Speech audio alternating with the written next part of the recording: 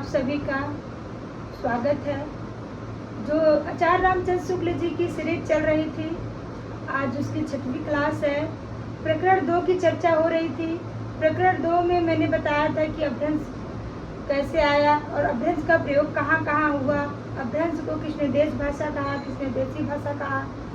आज उसकी आगे की चर्चा हम करेंगे कि मतलब यहाँ पे जो है कि सिद्ध और नाथों की चर्चा हो रही थी। सिद्धों में 84 सिद्धों के बारे में मैंने बता दिया था। उसमें कुछ महायोगिनियाँ जी थी जो कमल एक सूत्र बताए थे। उस सूत्र के बाद तत्पश्चात मैंने थोड़ी बहुत पंक्तियाँ सरप्पा की, कड़प्पा की, लुल्पा की, तंत्रिपा की पढ़ी। आज उसी को आगे करते हुए इसमें कड़प्पा जो वेरी वेरी इम्पोर्टेंट पंक्ति है, जो बार बार पूछी जाती है।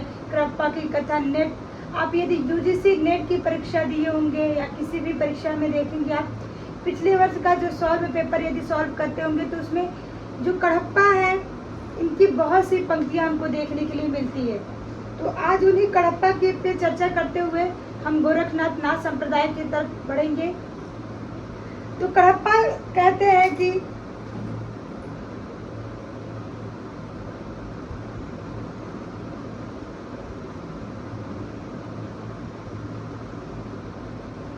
क्या कहते हैं, जब तक अपनी गृहिणी का उपभोग न करेगा तब तक पंचवर्ण की स्त्रियों का विहार क्या। जब तक अपनी गृहिणी का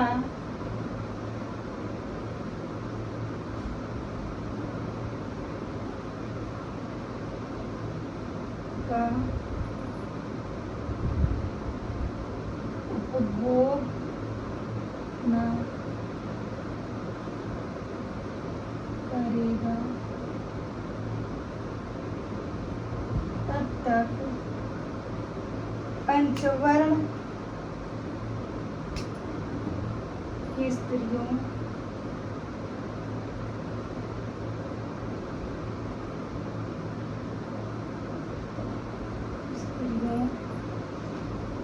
के साथ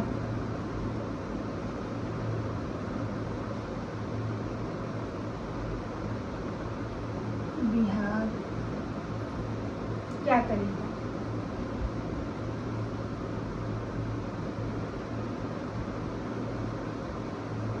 जैसे कि आप जानते भी हैं कि जो सिद्ध थे वो भोग विलास की बात अत्यधिक करते थे। उनका मानना था कि जो भोग विलास है वो हमारी सिद्धा, उसी से हमको सिद्धि प्राप्त होगी, और वो स्त्रियों को बहुत अधिक महत्व देते थे।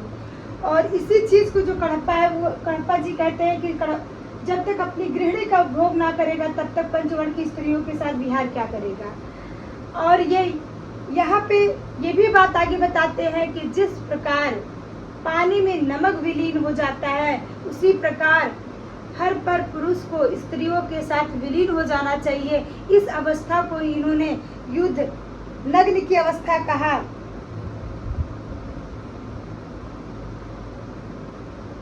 युगनद की अवस्था कहा। युगनद की अवस्था का मतलब हुआ कि स्त्री पुरुष का आलिंगन बद जोड़ा। कहने का मतलब एक प्रतीक बता है। पूछ सकता है कि एग्जाम में कि जब स्त्री पुरुष एक दूसरे में विलीन हो जाते हैं उसका क्या प्रतीक है, तो प्रतीक रूप में क्या खड़ा होता है, तो स्त्री पुरुष के जोड़ों का आलिंगनबद्ध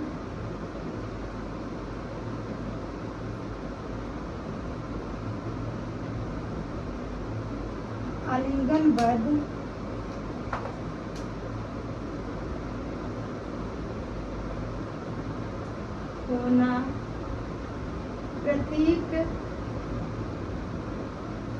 है। ये शुक्ल जी के अनुसार सब हम बता रहे हैं। युग नद एक शब्द है। पूछ सकता है कि युग नद का अर्थ क्या होता है, स्त्री पुरुष का आलिंगनबद्ध जोड़ा। और फिर आगे इनकी पंक्ति वेरी वेरी इंपॉर्टेंट, इसलिए क्यों बार बार एग्जामों में ये पंक्ति पूछी जाती है।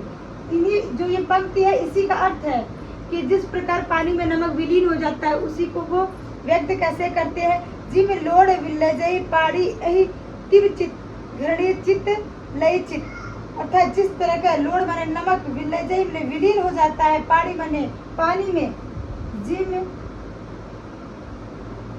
लोड़ विलजई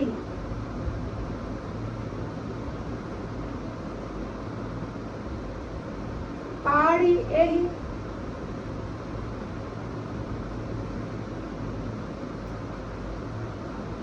तिम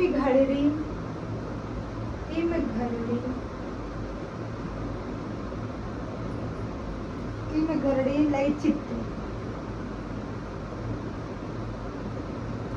अर्थात जिस तरह पानी में नमक विलीन हो जाता है उसी प्रकार हमको अपनी स्त्री को अपने चित्त में बसा के विलीन हो जाना चाहिए, आलिंगनबद्ध हो जाना चाहिए।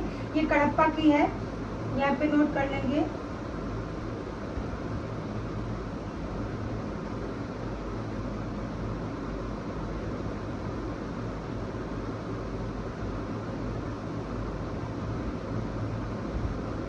ये कडप्पा की है।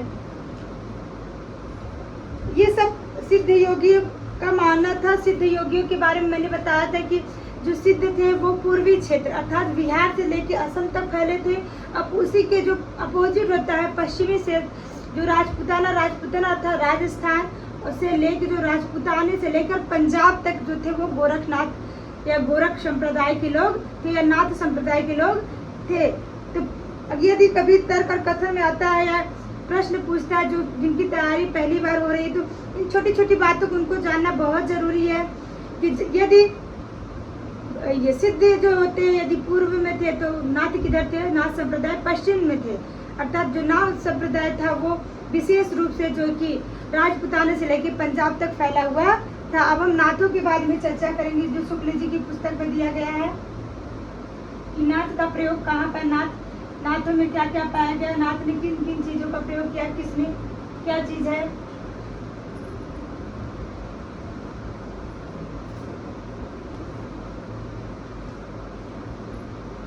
जिस प्रकार सिद्ध बौद्ध धर्म की व्रजयान शाखा से निकला उसी प्रकार ये जो नाथ होता है वो भी बौद्ध की व्रजयान शाखा से निकला।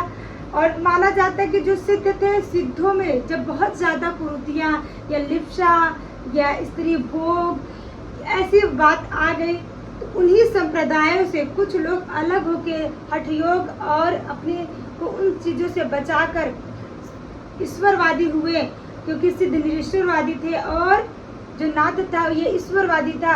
और उसके बाद वो अलग अपना संप्रदाय बनाए। हम कुछ लोगों का नाम चर्चा करेंगे जैसे जालंधर हुए और आपके नागार्जुन हुए, जड़वत, ये 2-3 लोग जो हैं वो सिद्धों से ही निकले हुए हैं। उसके बाद जो कि नाथ संप्रदाय की स्थापना होती है।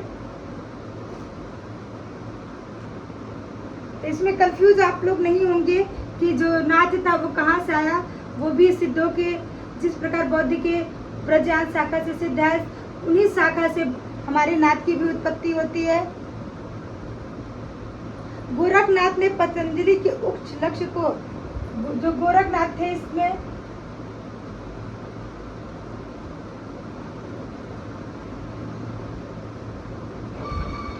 पतंजलि के उच्च लक्ष्य ईश्वर प्राप्ति को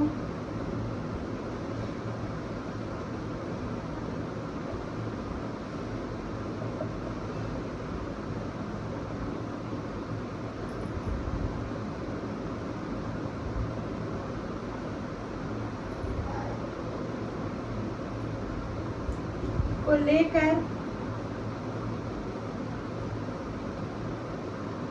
हठ योग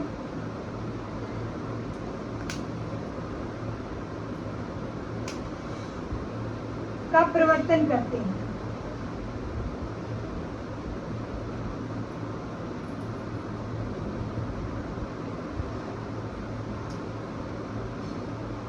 देखिए हठ योग का प्रवर्तन कैसे होता है, कहने का तात्पर्य जो गोरखनाथ जी थे वो पतंजलि, जो आपके पतंजलि जो योग विद्या के बहुत बड़े विद्वान और महर्षि थे, उनके जो उन्होंने जो बताया था हठ योग की साधना, उसी को लेकर इन्होंने नाथ संप्रदाय का प्रवर्तन किया।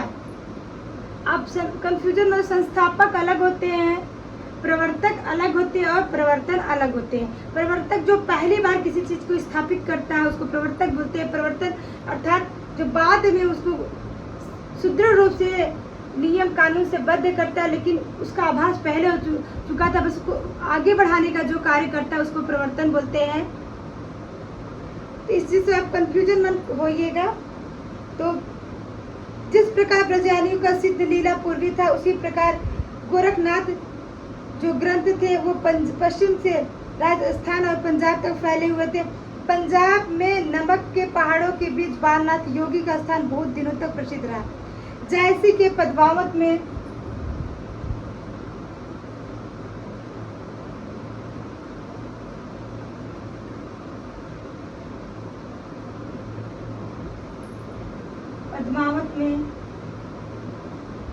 बालनाथ लीला का वर्णन मिलता है।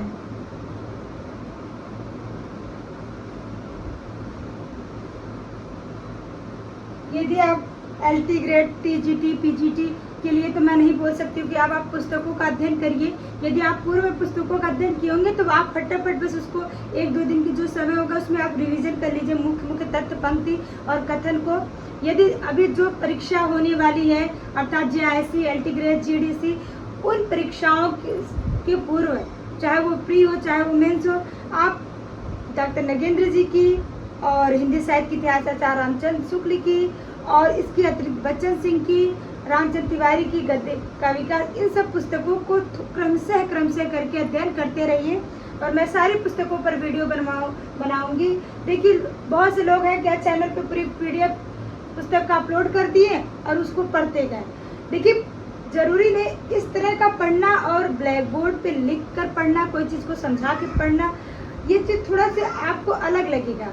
वो आपको लगेगा कि बहुत जल्दी हमने पढ़ लिया है, बहुत जल्दी कंप्लीट हो गया, लेकिन कोई चीज़ कंप्लीट नहीं, मतलब आप उसमें कितना स्थायीकरण कर पा रहे हैं। इसलिए चाहते तो हम भी पुस्तक को बाँच देते, आप सुन लेते, लेकिन मुझे जहाँ तक लगता है कि इस तरह पढ़ाना ज़्यादा अच्छा होगा। यदि आपको इस तरह पढ़ाना पसंद आता है तो आप कमेंट बॉक्स में जरूर यस या नो लिखिएगा। आगे हम फिर चलते हैं कि जो नाथ संप्रदाय था वो कैसे कैसे आया। नाथ संप्रदाय में जलंधर ने ही सिद्धों की परंपरा अलग की।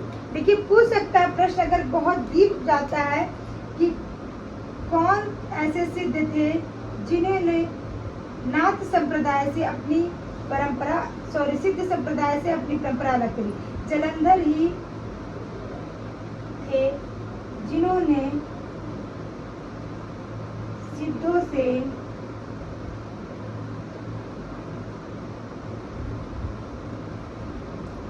अपनी परंपरा अलग की और पंजाब की ओर चल पड़े।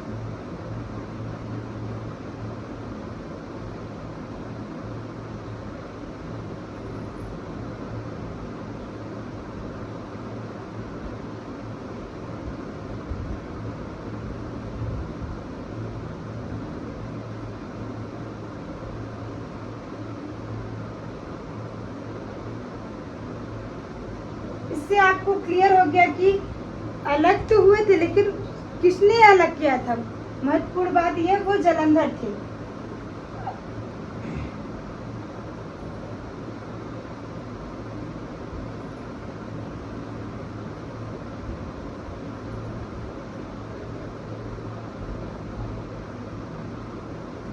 और जो जलंधर के शिष्य थे वो कौन थे? मतंजनाथ। जलंधर के शिष्य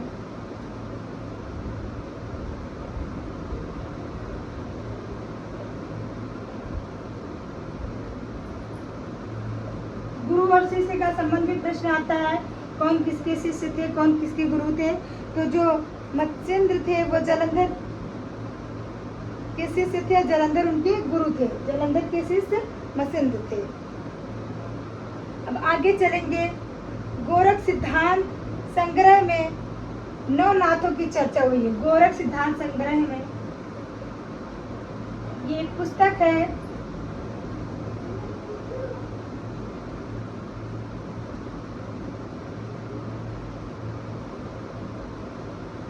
नौ नाथ की चर्चा। वो कौन कौन से नवनाथ थे उनको आपको जानना जरूरी है, क्योंकि शुक्ल के अनुसार गोरख सिद्धांत संग्रह में किन नवनाथों की चर्चा की गई। तो नागार्जुन, जड़ भरत, हरिश्चंद्र,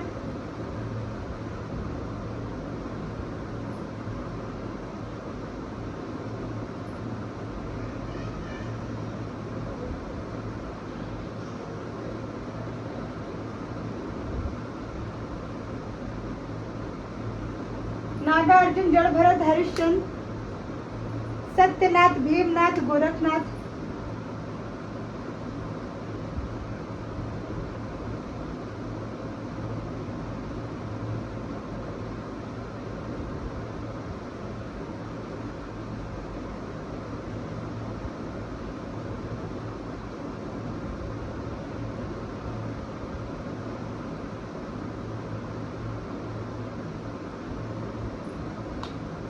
फिर इसके अतिरिक्त है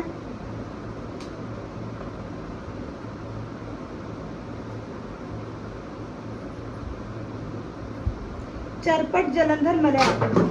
चरपट, जलंधर, मलयालम। देखिए 3-3 करके आप याद करेंगे तो बहुत जल्दी। नागार्जुन, जड़ भरत, हरिश्चंद्र, सत्यनाथ, भीमनाथ, गोरखनाथ, चरपट, जलंधर, मलयालम। इसलिए मैंने 3-3 का सीक्वेंस बताया कि ताकि आप 3-3 करेंगे तो आपको याद आ जाएगा कि किन नवनाथों की चर्चा शुक्ल ने गोरख सिद्धांत संग्रह में किया। तो यही नवनाथ थे, और इनमें से जो 3 थे वो सिद्धों की परंपरा से आए थे, प्रसिद्ध रसायनी थे। कौन कौन थे? जलंधर थे आपके, और नागार्जुन थे, और चरपट थे। ये जो 3 थे आपके वो क्या थे? इन्होंने अपने को सिद्धों की परंपरा से अलग किया। नोट कर लेंगे, ये सिद्धों की परंपरा से अलग हुए थे।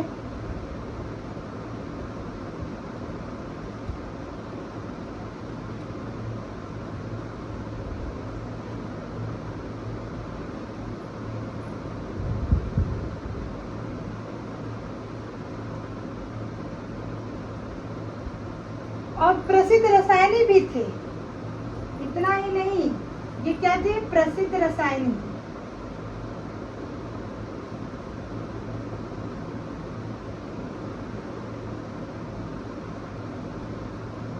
वेरी इंपॉर्टेंट, इसका एक सूत्र है, नाग जल चट। क्या सूत्र है? नाग जल चट। नाग से नागार्जुन, जल से जल, और चट, नाग जल चट, मतलब नाग में जल तुरंत चल।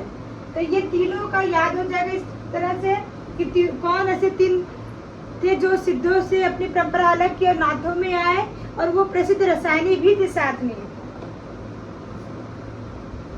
और इसके अतिरिक्त जो नाथ संप्रदाय था उनका जो हठ योग था, इसमें जो ईश्वर की चर्चा हुई, ये हिंदू और मुसलमानों को दोनों को अपने आकर्षण के केंद्र में लिया।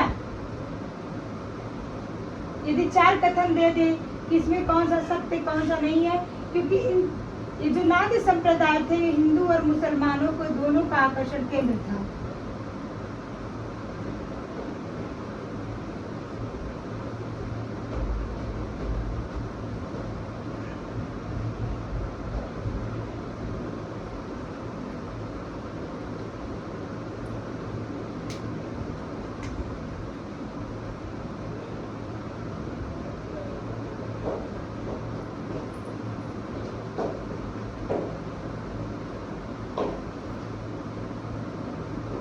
दोनों को आकर्षित किया।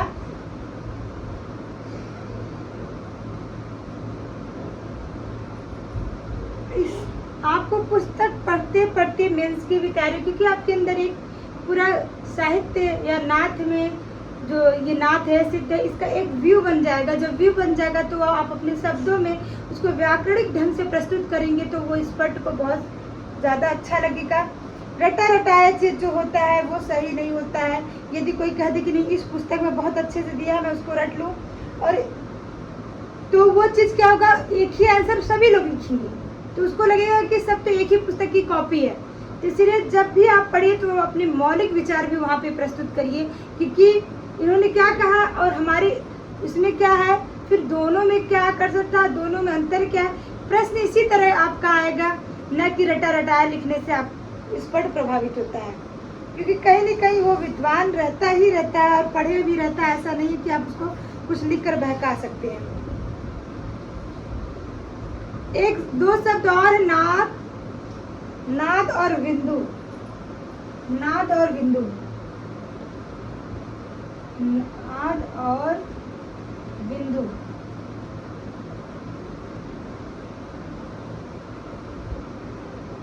नाद और बिंदु के योग से जगत की उत्पत्ति सिद्ध और हठयोग दोनों मानते हैं।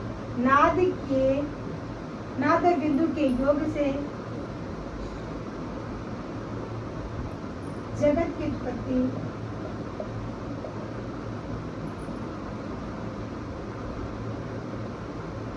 सिद्ध और हठयोग दोनों मानते हैं। मतलब नाथ भी मानते हैं और सिद्ध भी मानते हैं कि जगत की उत्पत्ति इन दोनों के मिलकर हुई है। फिर आगे एक कथन और आता है कि शुक्ल जी कहते हैं कि सिद्धों में निम्न से निम्न जाति, अर्थात सिद्धों में बहुत से मछुए, चमार, धोबी, डोम, कहार, लकाड़े, दर्जी तथा बहुत से शूद्र कहे जाने वाले लोग थे। ये भी आता है कि शुक्ल, ये कथन किसके अनुसार है कि सिद्धों में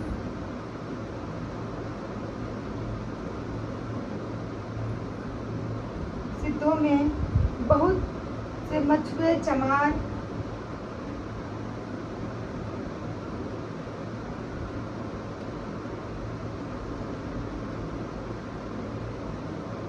धोबी, डोम,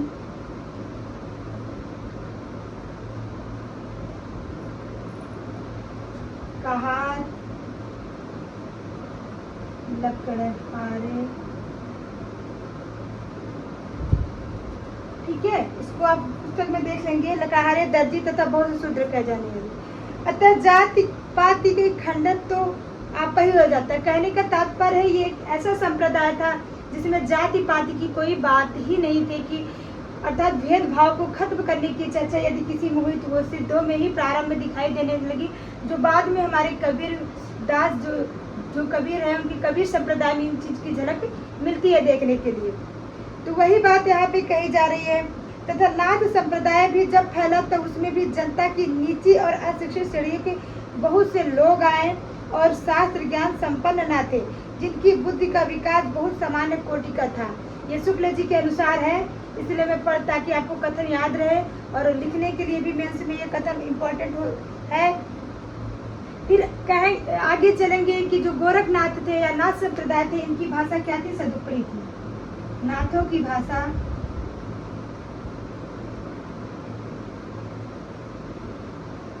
सदुपड़ी थी।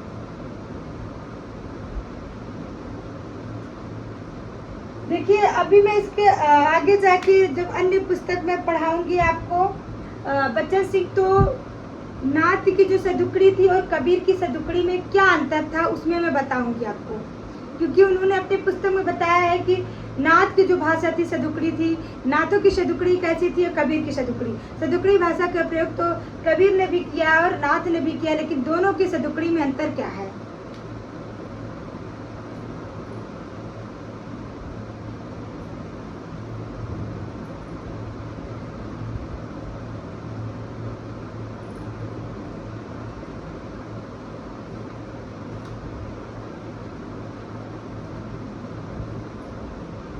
ये गोपी चंद के भी गीत गाए जाते, अर्थात जो नाथ संप्रदाय थे उसमें बहुत से हिंदू मुस्लिम जो शामिल हुए। जो मुसलमान थे वो लोग गेरुआ वस्त्र, जोग वाला वस्त्र धारण करते थे और गुदरी लिए रहते थे और वो चलते थे और सारंगी बजाते हुए कली अमर राजा भरथरी की गीत गाते थे और सारंगी बजाते हुए घूमते थे। यदि आप लोग देखेंगे पहले, अब तो नहीं दिखाई देते हैं, पहले लोग गांव में इसी रूप धारण करके गुदरी लेते हुए ऐसे एक झोला टाइप में लिए रहते थे और साथ में सारंगी बजाते हुए भिक्षा मांगने के लिए आते थे। तो वही चीज वो क्या थे, वो नाथ संप्रदाय से दीक्षित थे। यही बात यहाँ पे भी बताई जा रही है कि और ये राजा गोपी चंद के भी गीत गाते थे। गोपी चंद के गीत गाते थे जो बंगाल के चटगांव के राजा थे। हो सकता है मैं भी भविष्य में क्वेश्चन पूछ सके कि गोरखनाथ जिन गोपी चंद की बात की थी वो राजा कहाँ के थे। वो राजा कहाँ के थे? बंगाल के चटगांव की। गोपी चंद राजा बंगाल के चटगांव के थे। इनके गीत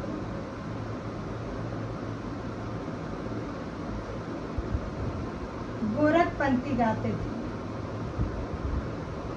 गोरखपंथी गाते थे।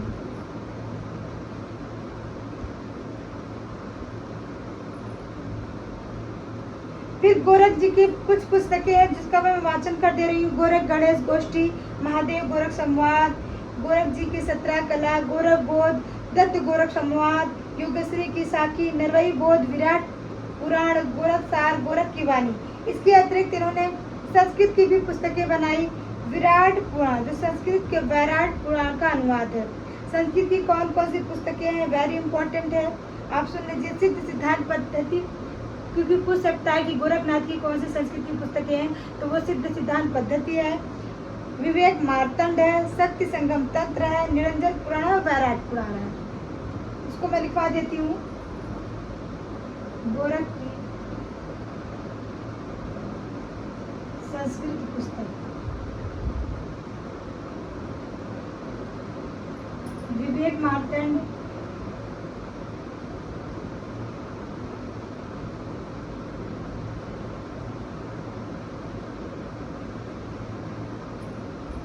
और उसके अतिरिक्त शक्ति संगम तंत्र,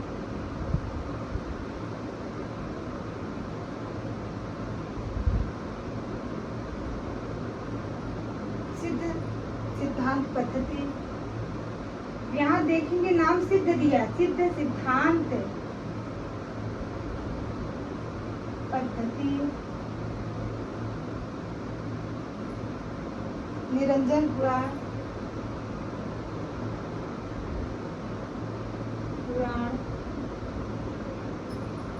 वैराट पुराण। ये इनकी संस्कृत की पुस्तक थी। ये देखिए यहाँ तो नाम सिद्ध है, लेकिन कभी आप कंफ्यूजन मत होइएगा कि ये सिद्ध की पुस्तक है, बल्कि ये गोरखनाथ की संस्कृत की पुस्तक है, सिद्ध सिद्धांत पद्धति।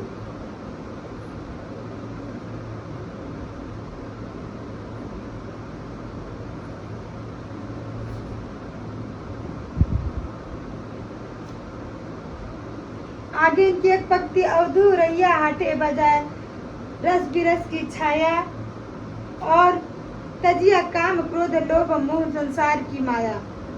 तो आज मैं यहीं पे अपनी जो कि ये प्रकरण 2 में जो अभ्रंश काव्य था, वो नाथों की जो चर्चा थी वो समाप्त होती है। इसके अतिरिक्त अन्य जो अभ्रंश की पुस्तक है वो हेमचंद्र, सोम प्रभु सूरी और मेरु तुम इत्यादि की चर्चा हम नेक्स्ट वीडियो में करेंगे। मैं इसके साथ थोड़ा सा आपको मैटर और उपलब्ध कराने वाली हूँ नगेंद्र जी की पुस्तकों से, जो उनकी छोटी छोटी विधा में जो उन्होंने लिखी है, क्योंकि मेरे हिसाब से लगता है वो बहुत इम्पोर्टेंट है। आपको थोड़ा थोड़ा करके मैं वीडियो के लास्ट में 10-10 जैसे उनकी पुस्तक की यात्रा वृत्तांत, जीवनी, संस्मरण, रेखाचित्र इत्यादि का वर्णन करूंगी नेक्स्ट वीडियो में। धन्यवाद।